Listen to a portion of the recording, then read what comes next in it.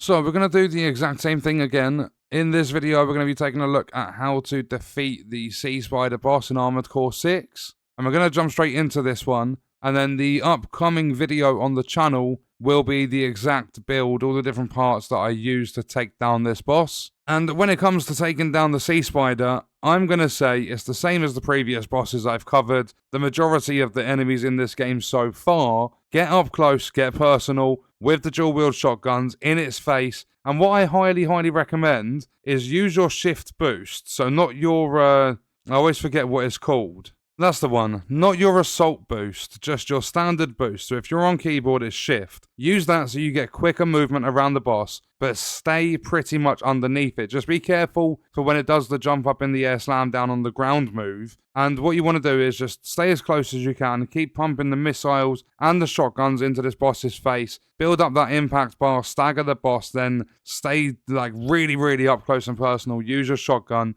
deal massive damage. You'll get through the damage bar pretty quick with this boss. And then you just want to keep doing that until you get the health bar to around 40%, and then this boss is going to get up in the air. And I don't like to admit how many times I attempted this boss with different loadouts and stuff. It's the hardest boss I've faced so far. Harder than the helicopter by a long shot, harder than Bolteus. The Sea Spider, at the moment, is the toughest boss I've faced in this game. I tried a bunch of different loadouts, but these shotguns were the most successful by a very gigantic margin. Before using the shotguns, I wasn't able to deplete half of the boss's health, and then I think it was like 3 or 4 runs with the shotties, and I got the boss defeated. So as soon as it gets to about 40%, jump up in the air with it, try and like sort of balance out your boost so that you can stay in the air for as long as you can. There is a sweet spot, like directly in the middle of the Sea Spider, where you can actually sit on top of it to replenish, like regenerate some of your boost, but it doesn't always work successfully, and you want to be careful for the moves. It's got like this Beyblade spinning move, like there's a bunch of different things this boss can do to you whilst it's in the air. It's essentially phase 2, and it's a lot tougher than phase 1 because it's airborne.